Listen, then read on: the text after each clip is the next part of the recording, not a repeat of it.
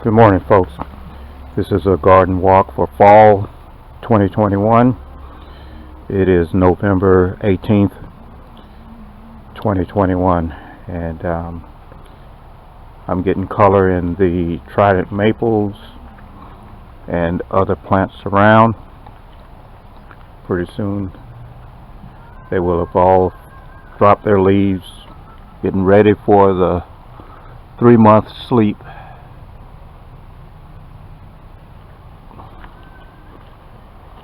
And that's a Japanese maple right there. But anyway, these are some of the plants that I'm working on.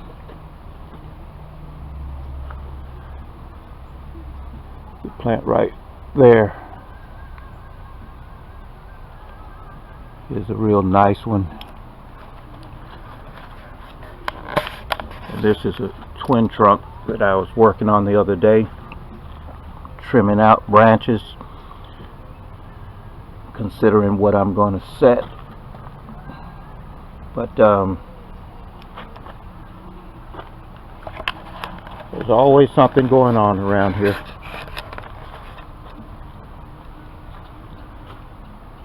And right here is what I call my little industrial Japanese maple on rock.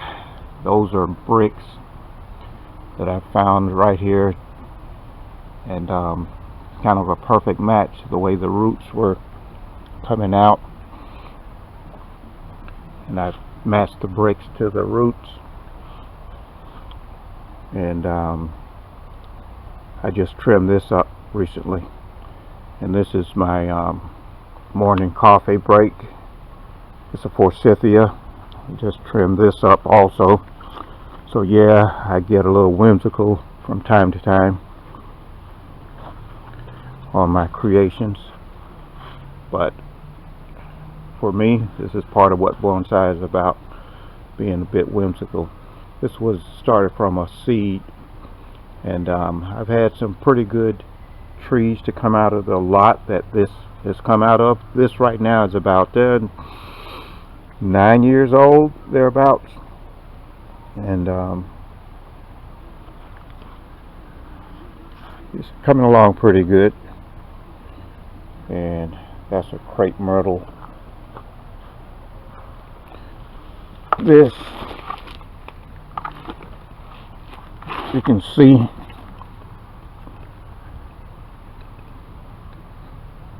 those are carved out holes in the tree, and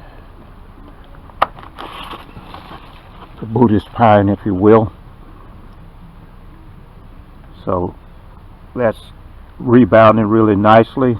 The wounds are healing over. Just something that's kind of whimsical. This was an experiment with seedlings. Well, a seedling and a cutting. This cutting on the right of the picture there has pretty much been that size. It's grown a bit, but this seedling, if you can imagine a small tree like that placed in there, and it's grown this much in these bags, whereas that cutting, the wood is older and a little more set, and it really has to break through the you can say the skin, and you know how the annular rings develop. Well, with the seedling here, the newer seedling, it's just growing leaps and bounds over that cutting. So that's my experiment. These are just pistachio bags or other kind of containers. I put holes in it. There's duct tape on there just to reinforce the bag as a container. And those are just some more seedlings of the trident maples that I'm working on. So anyway, Chinese elm, root over rock, and I call this a literati style because it's really linear. Root over rock, trident maple,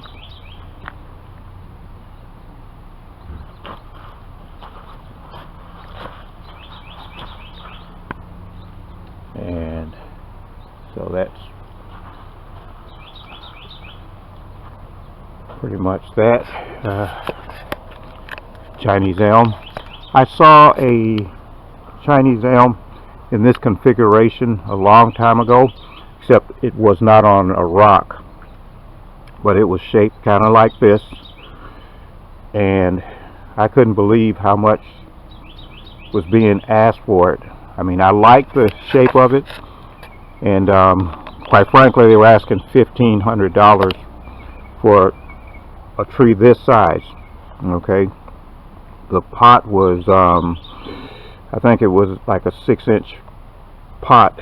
It was deeper, and the plant cascaded over, and I just said, well, I can't afford $1,500, but I can make my own.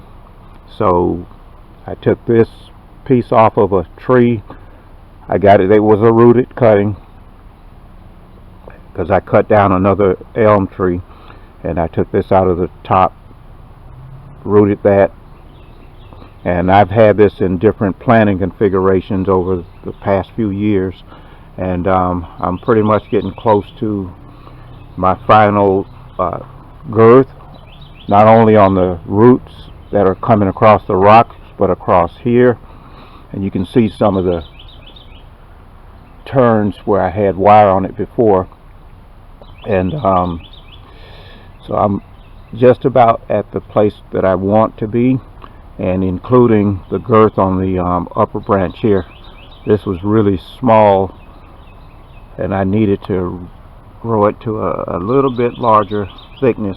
And then of course this is really long right now, and I'm not sure if I really want to cut this back or keep it this long. This right now is about 4 feet from the rock there all the way down, so I could actually cut it any place along here, or I could keep it this way.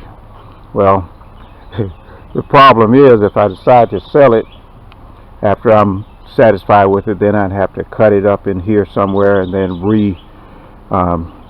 do most of this. Even from right here down, I could wire that, but that's still 2 feet. So anyway, we'll see. Black pine on a rock, and I have not raised this since I put it in the container, but I did cut the top out to see what I get on regrowth or back budding, and that's my phoenix right there. So Procumbens nana. And this is another elm, Chinese elm, that I'm working on, and it's actually putting on seeds. Usually the plants are cut back so much there's no seeds developing on the plant, which I don't really need or care for, but it tells me something, which is I need to trim the plant out more because I don't want seeds. If you didn't ever think of it, seeds is a terminus point in a plant's life. Not necessarily the final terminus point, but plants tend to reproduce seeds when they're mature, and after they mature, they croak. Well, this is a long-lived plant compared to an annual or something like that, but it still persists. Stress the plant, it will retract.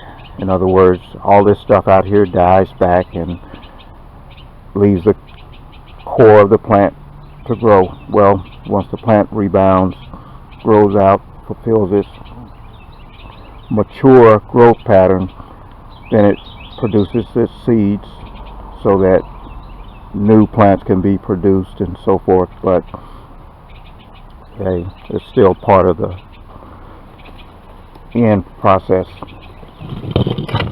And we've got this fella, which is a Zelkova gray bark elm. I had it in a different configuration, and actually it was like on a dead wood situation. The wood, which was a boxwood piece, rotted away. So I took the roots, secured the roots around a rock, and this is what I'm working with. So and that's because some of the roots were high on the trunk right here, and I figured, well, if I could create something else and salvage something from that time spent growing these roots, fine. If not, then I could just trim all those roots out, because there are plenty of roots in the ground here. But I've trimmed this thing out, and quite frankly, 4, 5, 6 times in a season cut back, and here we are right now. But it's kind of getting ready to go to sleep, and that is the old mulberry tree. That's my Pink Perfection camellia.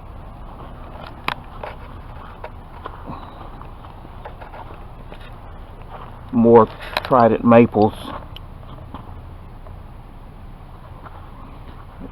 on rocks, and that's a really nice root set up there.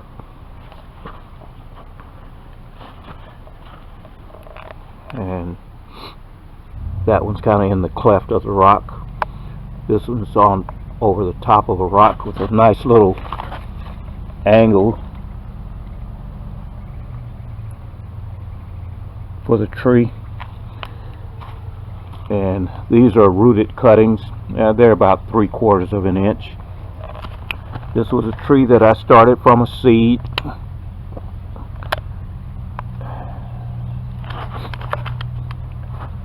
Which is trident maple. This was a trident maple that I air layered off of my big tree in the front. It had some life issues, don't we all? And so I got to working on it, put it over arch rock, the main part right here. You can see some of the roots, and then I came back and grafted in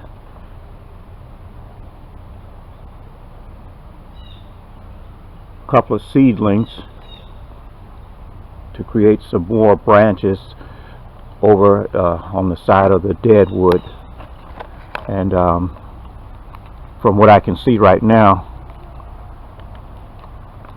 the fusion is working pretty well. So come next spring, I'll pull these wrappings off and see what I've got, and we'll go from there. This is a second seedling right here on the back side, and this right here is the first seedling. So anyway, and more trident maples.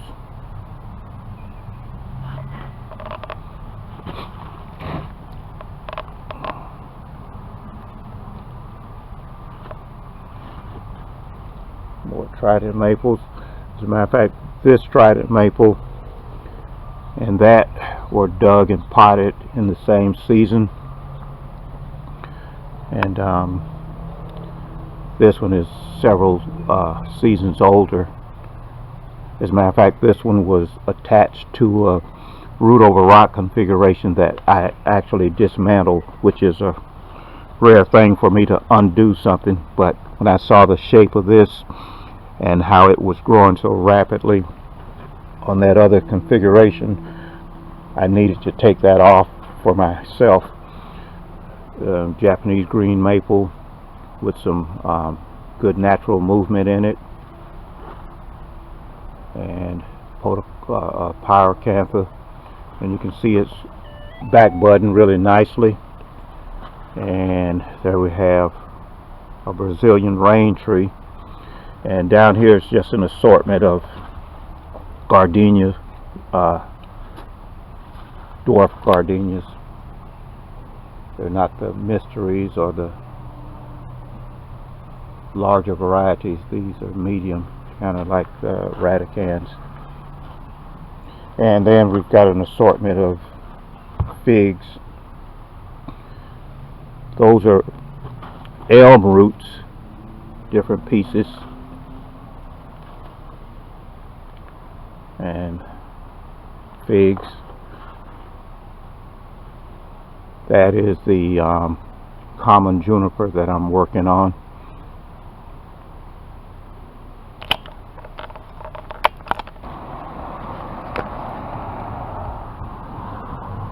These are some small cascading Chinese elms that I'm working on. I just recently wired this one, put a little movement, and you can see it's a literary cascade, really long, linear.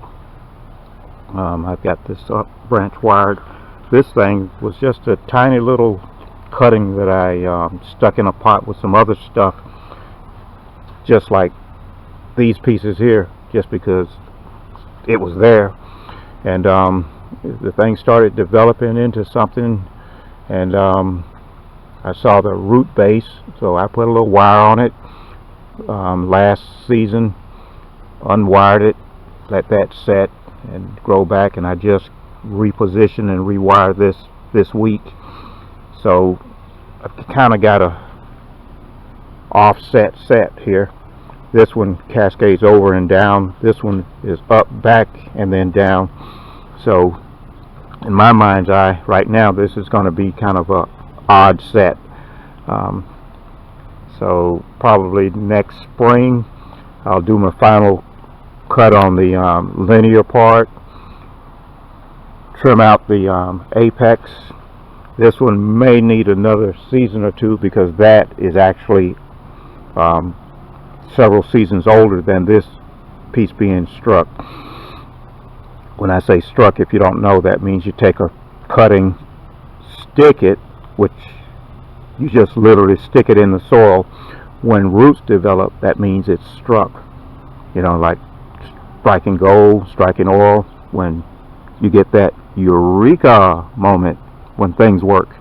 So stuck and struck are two different words for two different points in time in the growth of your plant there. So that was a little school right there that you didn't need, but I'm trying to get fresh air into my lungs, so I'm talking. Chinese elm on the rock. I needed my roots to grow better than what they were, so I remucked this, rewrapped it, and we'll see how it turns out. And you can see I'm keeping it in a basin here with lots of water, so I can assure that the water, that everything stays moist, so that the water will wick up if I can't get enough water in here. So I need to make sure everything in here stays. I really don't like bagging plants like this. A lot of people do that, but I find that the water is inconsistent all around. Now what I do is, at some point, depending on what's going on, I'll wrap. This is window screening. Now this is covered up with soil, which I just did, and now the moisture can definitely get through here. Okay, but I'm not going to cut up and tear up window screen just to do this. So if I can't plant it, planting in a deep pot or in the ground, then this is a good alternative right here.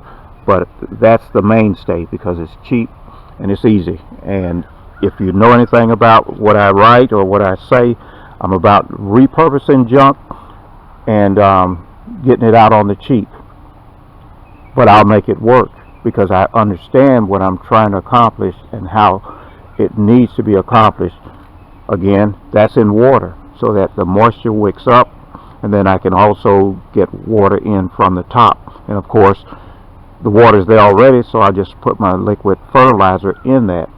This, you see, has nothing. You know, it's not sitting in a container of water, but I get all the water I need here. This has been on this configuration. Well, this rock right here is how I planted it in a pot.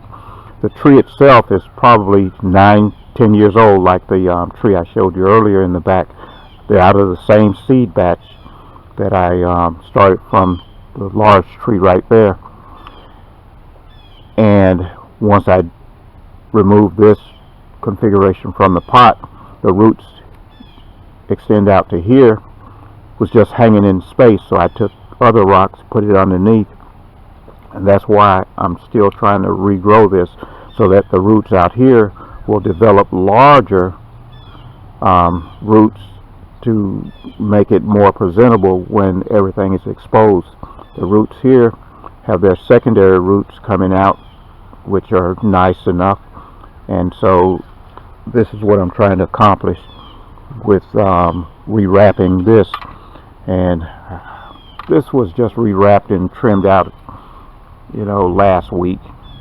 So they tore up the fence line and cleared the property, so I ended up getting this wisteria. This is in August, September, yep, in late August. So it was hot, dry,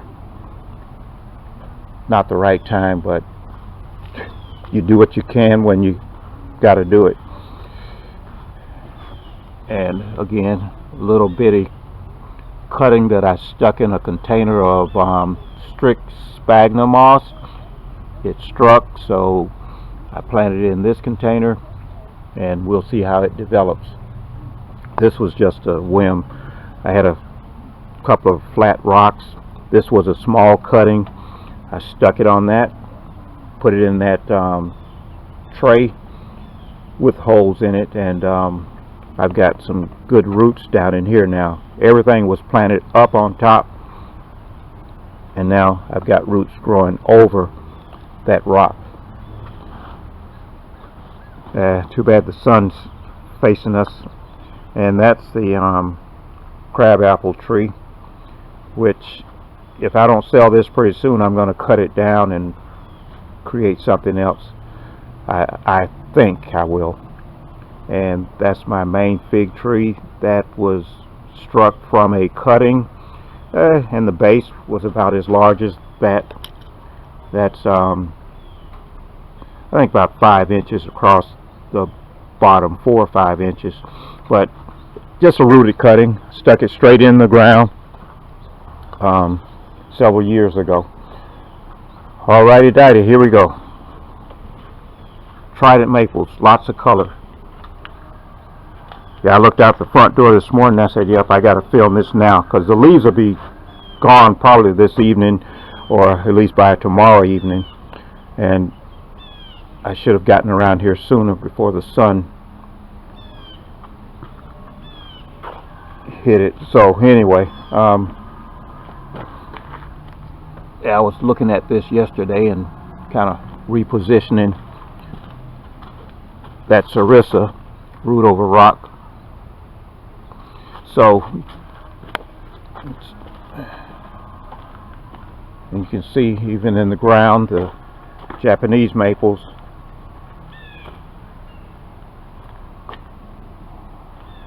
are giving up some nice color.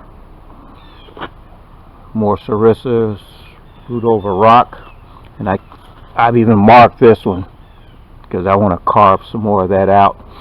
I want the roots to grow first and then I carve it out. You can see the roots growing through the moss here, so that's growing really nicely. And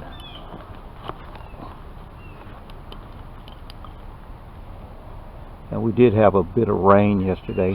It's been dry otherwise. Another sarissa over an arched piece of rock.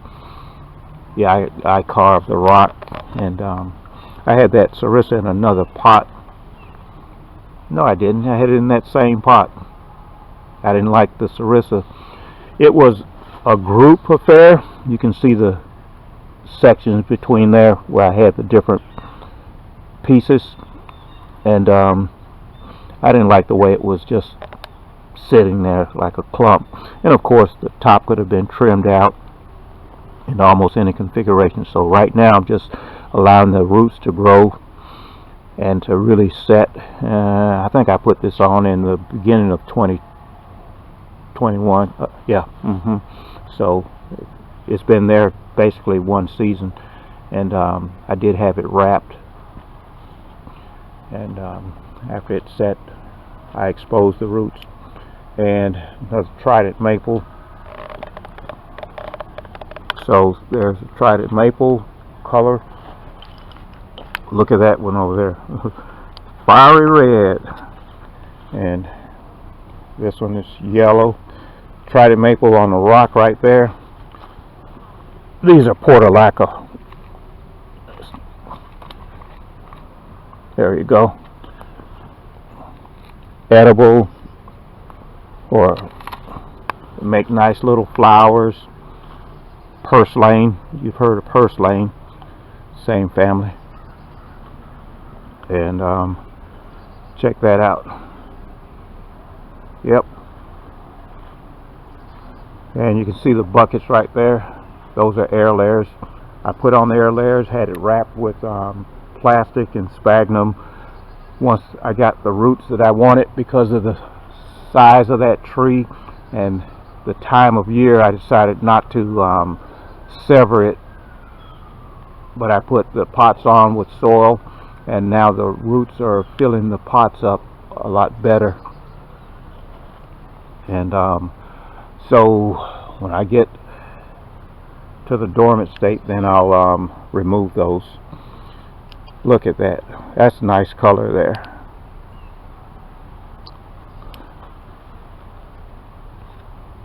But anyway,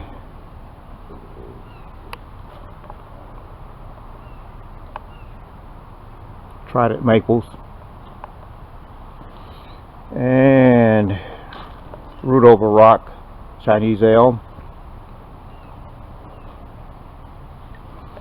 And this is kind of how I take care of deep pots and certain pots that need to get lots of water. I have that container there. The water falls off of there, whether I'm watering with the water hose or sprinkler or it rains. I've got a little supply of water. And so this ficus is well taken care of in that way, and it is partially wired already, the ficus.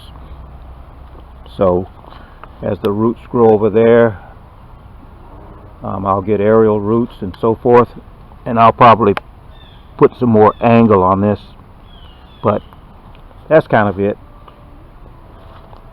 I get pots like this, I'll stick cuttings in it. Whether they stick or not stick, it doesn't matter. They would have been lost anyway, and that's just a little sarissa that I'm working on to create a literary style sarissa. And there's a huge Procumbia nana. Okay, so that's almost 4 3/4 feet high from the ground to where it is. So the plant itself is touching the ground over here as far as the extensions go from that pot, which is probably 3 feet off the ground. And so that's really nice. That's a sarissa, root over rock. That was sent out in the mail out west, and it was delayed in the shipping, so I got it back, and it was dried out and crispy, yeah, but these plants will live longer than you think. A lot of people don't know that. They don't understand that the leaves are off, the plant is dead to them. Well, the plants are generally not dead.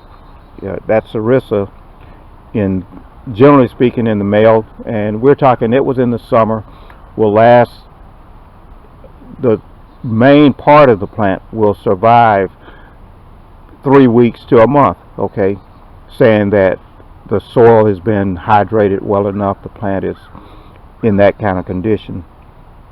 Crepe myrtle, that'll last a month, 6 weeks, saying that it's been hydrated well enough, and it's a good sized plant, no problem. This is just, you can see the roots cascading off of that. That's just ficus that I've been working on, and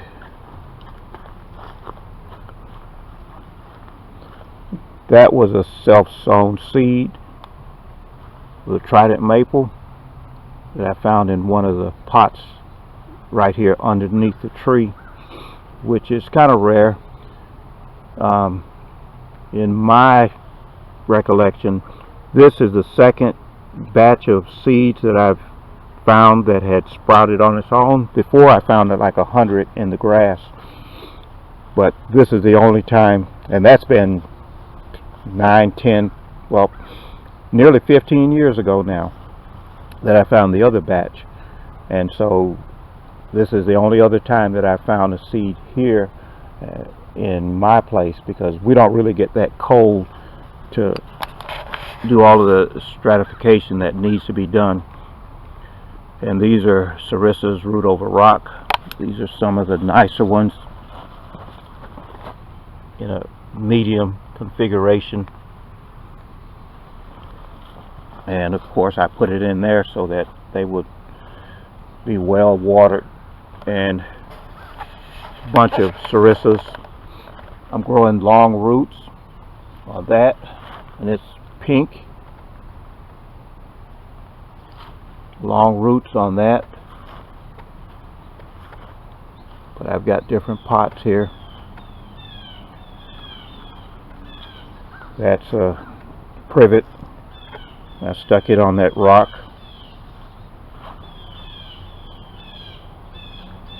and there are pots back there, gallon pots of Sarissas, various length roots. These that I've got in larger pots, the Sarissas, so that they can grow larger. And as you can see, that's a trident maple, and the leaves are nearly all knocked off of this one, or dropped, if you will.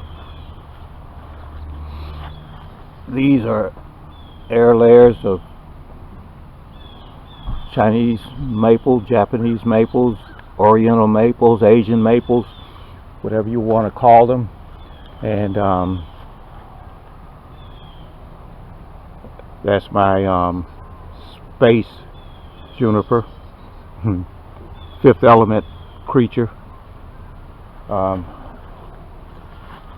Here's another example.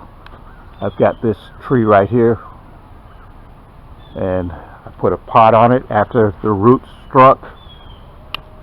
You can see the top part up there.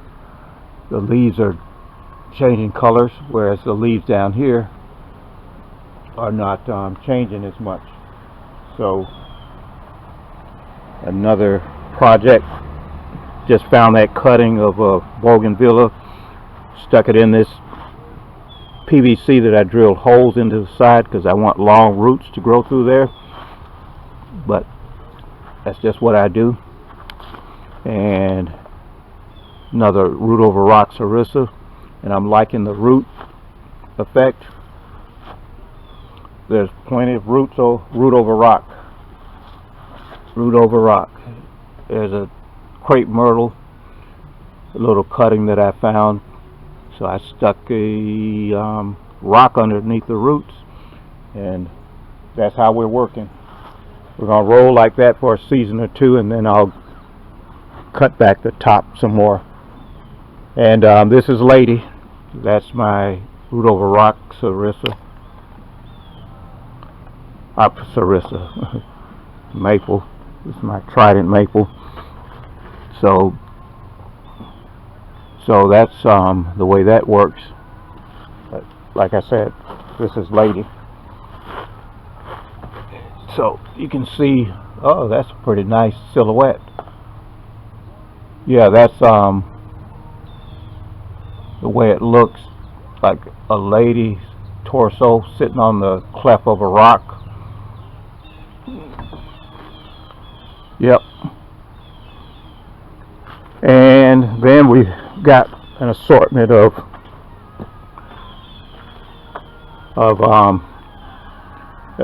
jade plants, the dwarf jades. So we've got that, and really tiny sarissas. And I needed this to develop better roots, so I put it in a little soil. But that's a root over rock sarissa. And again, more root over rock sarissas. And you might look at the tops and say, well, the tops are really straggly and this and that. I don't care about the tops. I'm growing the roots over the rock. If I sell these, some kind-hearted person is good enough to appreciate the effort, then it's up to them to do the tops. But that's just my deal, because if I do end up keeping them, then I can just take my time and work on the tops as I will. But the roots are what I'm growing right now over the rock.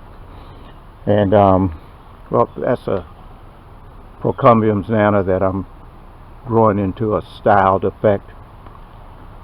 And you may have seen these before, but this is a large air layer that I had to chainsaw cut off of the tree in the middle of the yard there, that tree. It was about 3 years or more before that really struck the roots on that air layer. And this was part of the same branch that had several sections of it that had rooted. And you can see the roots right here. At least I hope you can see the roots growing out. And all of this was potted up and placed here, this and the blue container, this year, 2021. So trident maple, giving up some color. This is in a pot here. Okay, I just started this right here for the movement in the trunk. So soon I'll come back in and select out what branches I want to keep, and then keep on going from there. And I've got a number of air layers on these trident maples in the ground. You can see the roots on that one. Hopefully you can see it.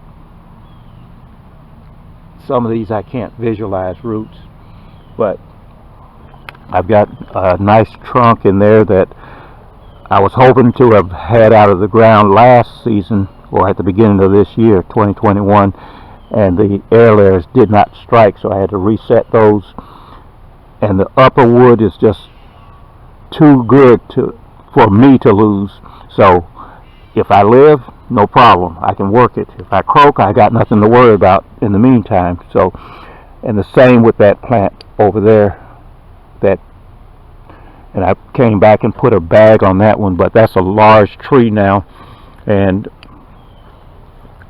for me, I've talked about it in the past, it was the benefit of growing the trident maples underneath a pine tree and adding the mycorrhizome.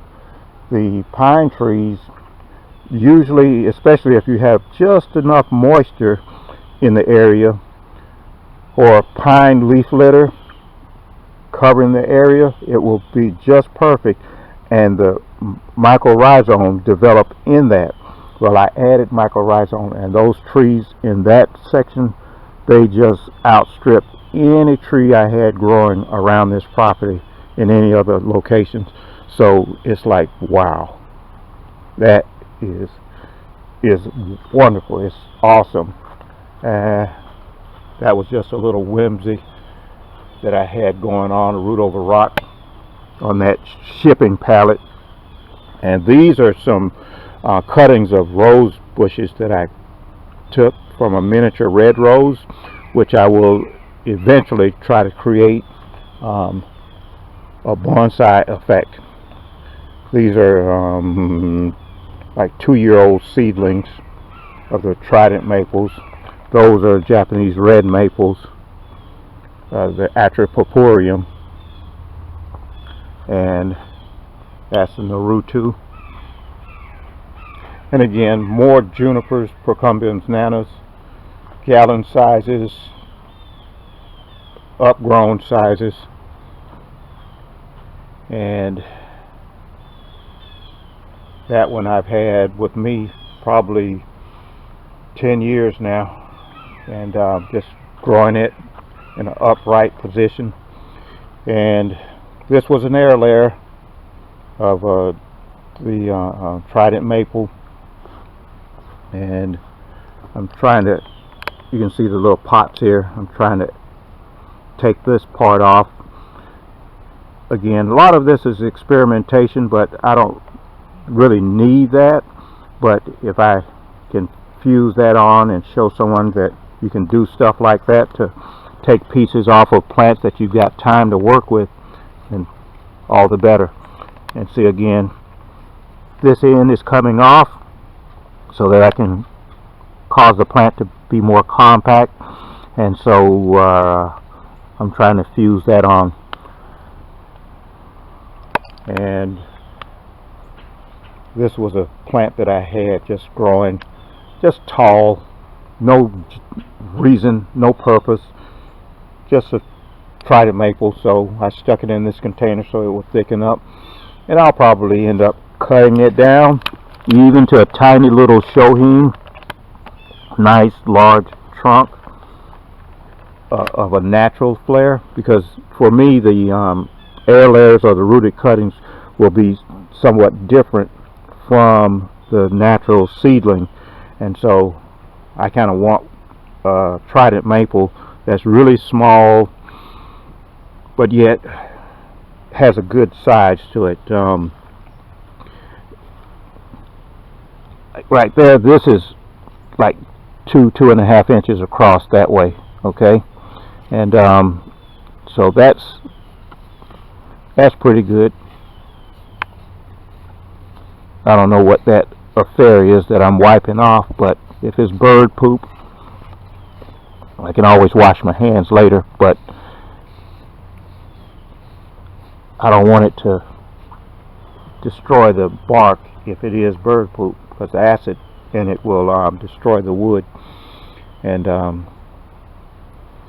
I had some kind of injury to that, so I came in and doctored fungicide, pesticide, and I've been watching it.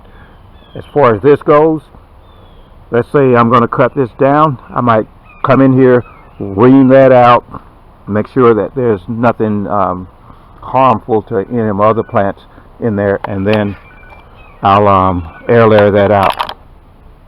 And so I'll consider that. Why? Because it will give character to this lower part of the let's say I air layer it down here somewhere. It'll give character to that part of the tree, and that's okay. Now, I mentioned to you a trident maple that I took off of a setup before. Well, this is this tree. That tree was sitting in here, coming out this direction, and when I took the planting up out of the ground, the rock that I had it on slipped, and the whole affair was not good. As a matter of fact, the rock is that rock right back in there. So, yep, I remember the rock, I remember the trees. That's all I got to do around here. What's my name? I don't remember.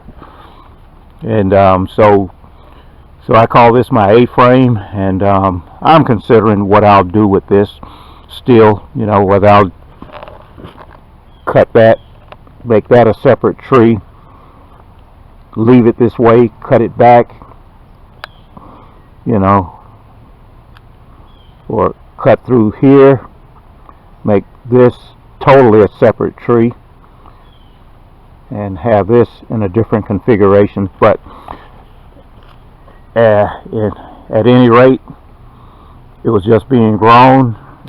No, other than having it on the rock before, there was no other plan for it. So I'm still considering what I want to do.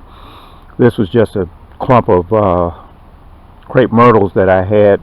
I set up a little pallet on the ground, put some bricks around it, so there's no pot there, there's no container other than a piece of plastic and, you know, I think I had some old discarded plywood to keep a whole lot of the roots from growing into the ground. So this fall, when the trees go dormant, or early spring, I got to take this whole thing apart and dig that up, make sure that the roots are not that far ensconced into the ground. So anyway,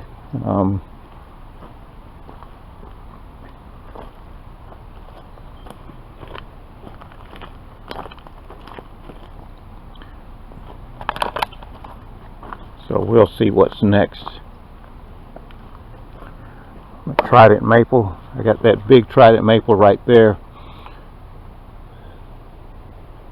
I took an air layer off of it, but the air layer was destroyed. We had a hurricane to come in like weeks after I did a video on it, as a matter of fact, and planted the other part in the ground. And I mean, the air layer issue is sound, you know. Didn't know the hurricane was coming at the time, and by the time I got around to it, it was too late. The tree twisted. It didn't just fall over to the side. The tree twisted, and that spun off the root ball in the ground. So at least I found out what happened, not just thinking, oh, I did something wrong. I didn't do anything wrong, except now that I know, when I've got a larger air layer like that, or tree that I'm planting, I'll stake it with 4 stakes instead of, you know, just trying to lash it down with a tripod. And I'll build like a little scaffolding around it to secure the tree in all directions. So, and again, that's just for larger pieces. Speaking of larger pieces, this whole tree top here is coming out when the root ball here is set. So I'm only needing the base of that, and I've got air layers on this Chinese elm. Okay, so there's roots in there now, but not enough to satisfy me. And this Japanese maple, I've got 2 air layers on it. One part of it I've already assessed roots, and these all were done late. I'm talking about June or July, somewhere in there, when I finally got around to it. But not a problem. And I've got a couple of stumps in here of the Japanese maples that I took air layers off of already this season. So let's see what's next. An assortment of air layered out Japanese maple, and again, more pots. These were already air layered, roots were growing, and I came back and put the pots on there with soil so that the roots will grow and develop more before I cut these off. And this tree is kind of in a shaded area, so it's got lichen growing on it, And that's another reason that I put this pot with the soil mixture on it, so that it'll give the extra protection of a stronger, a larger root mass for this affected tree. So I'll get this out into the sun, and I'll do my fungicide and hand cleaning of that, which will assist the tree in its growth. And that's my large crepe myrtle. I think that's almost 24 inches.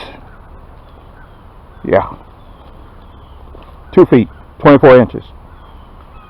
See, 24 inches, 2 feet. I got, it's 1 foot, but I did it twice, so that's 2 feet, right? Okay, I'll put my left foot up there too. Okay, so now it's 2 feet. My right foot and my left foot, 2 feet. Someone will get it soon enough. Okay, I'm hearing the laughter. I'm hearing it. Yeah. And Brazilian rain tree. I resisted having these things for the longest. I resisted. I love the tree. I love the character of the trunk and how the tree could develop, you know, over time and such. But I live in a place where these will not survive outside, okay? And so I resisted for years and years, and then finally I broke down and got my own. So I've been growing these for a while now, and I'm loving it. I'm loving it. So another large crepe myrtle, an assortment of trident maple air layers.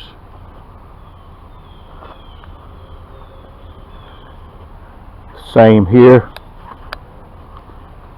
Well, actually, that's a rooted cutting of a trident maple. Okay, that's a little more than 2 inches.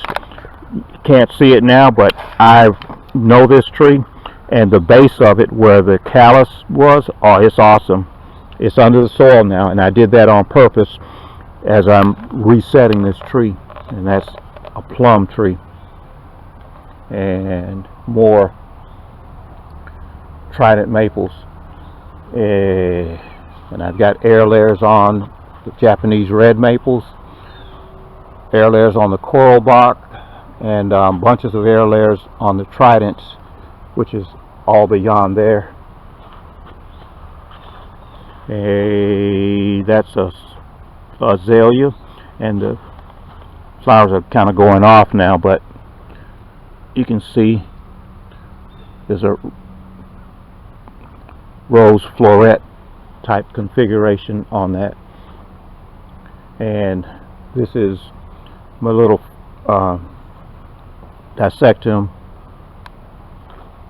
Japanese maple, and I've got the air layers on there also.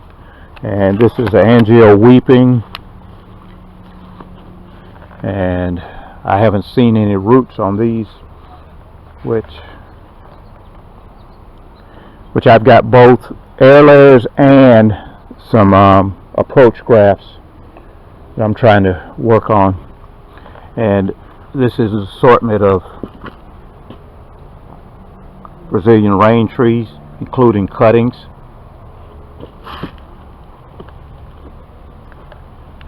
And these are just cuttings of crepe myrtles. Not that I needed any more crepe myrtles, but the tree was cut, the wood was there, so I took some sections, stuck it in the ground, and already I've got some back buttons. There are no roots on the wood right now. This is large wood, heavy wood, and it takes time. Even though the plant has shot out some new growth, there are no roots on here at this point. And these were in the ground maybe a month now, month and a half. So I'll dig them up in the spring. Then they should have roots on it. These are cuttings of the Brazilian rain tree that I took off to reduce that one plant. A bunch of Sarissa start, Okay, these were all struck in one container, and I came back and separated them to pot them out. There's a whole mess of sarissas here, more trident maples all over the place, crepe myrtles, and different sizes, more sarissas that I separated recently, Chinese elm, dinner, collard green, and pink sarissas. These I'm growing in larger containers, and the leaves are dropped because I had them on the ground here. The roots were growing into the ground, and when I pulled them up, of course the plant goes in shock. But next season in this area I'll get regrowth of sarissa plants in the ground, and a number of starters of the Japanese maple. This is a nice looking tree in the springtime. This is a Japanese maple. I love this one. And a number of more of the starters of the Japanese maples. Trees in the ground, as well as the starters in the pots. And just an assortment of trees and things. Those are lemongrass plants over there, and another bed of trident maple seedlings, cuttings, just an assortment. These are more new starts of Procombium nana, a little dissectum Japanese maple. Did you know that at this point, in my knowledge, the largest number of Japanese maples were created in the U.S. And I think that Europe, and you can include England in Europe, is second. Okay, and then China is like third or something like that, third or fourth in the development of the Chinese maple. Now, go figure that one. You can tune a piano, but you can't tune a fish. Yep, the way we name and label things. More of the Brazilian rain tree plant. And in my brain right now, just so you'll know, I'm trying to get my mind so that I can cloister all of these plants in one place. The Brazilian rain trees, my ficus trees, because I got them spread out all around. I don't generally like keeping certain plants in one location for various reasons, to include my lack of watering consistently, as well as natural drought and so forth. So I've got cuttings here of some of the Brazilian rain trees, and this is a plant again in the ground, or the pot, that I've been growing for a while. And so I've got to get this up out of the ground and get it into the greenhouse. Hawk, you see him over there in the tree? Just lighted on that branch. It's a big one. He sees me, even though I'm back here. Yep. See him? See him? Just flew through there. Yep. Well, anyway, what do we got here?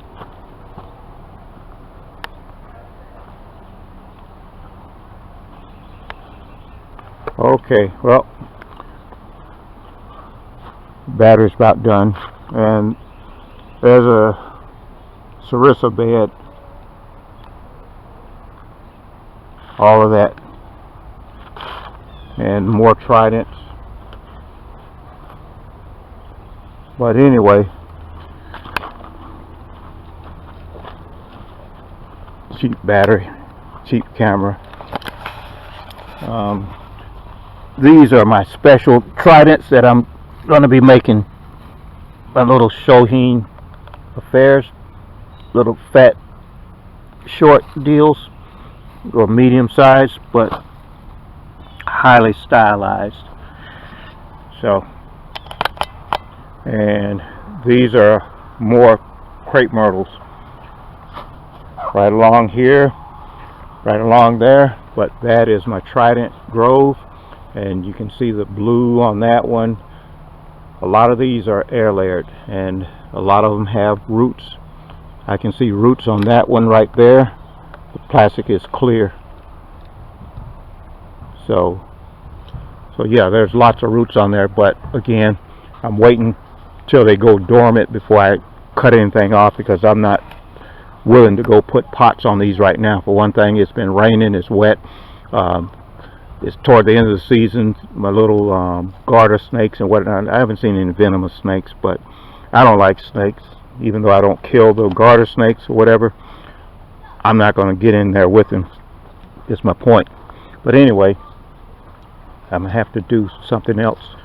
Lots of, there's a crepe myrtle, stumps of Japanese maples, and my battery is running low, so there we go, whether I keep that twin trunk or not. And more of my Brazilian rain trees, and I'm going to try to hurry up. Oh yeah, Brazilian rain trees,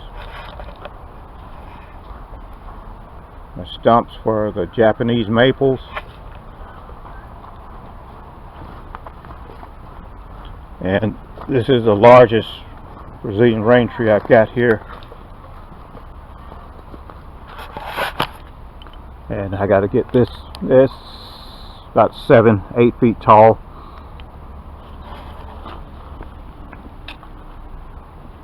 And that's about 3 inches on the trunk.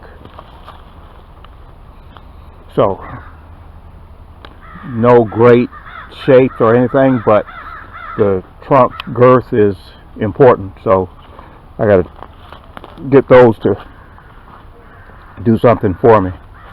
And more stumps, trident maple stumps, and I'm trying to get that air layer out of there because of the character of that. This was my first grove for my trident maples.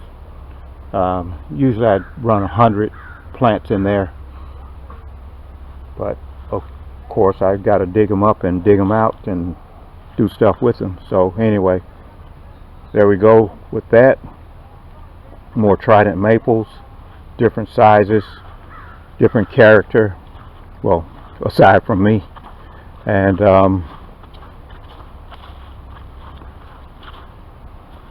there we go on the ficus.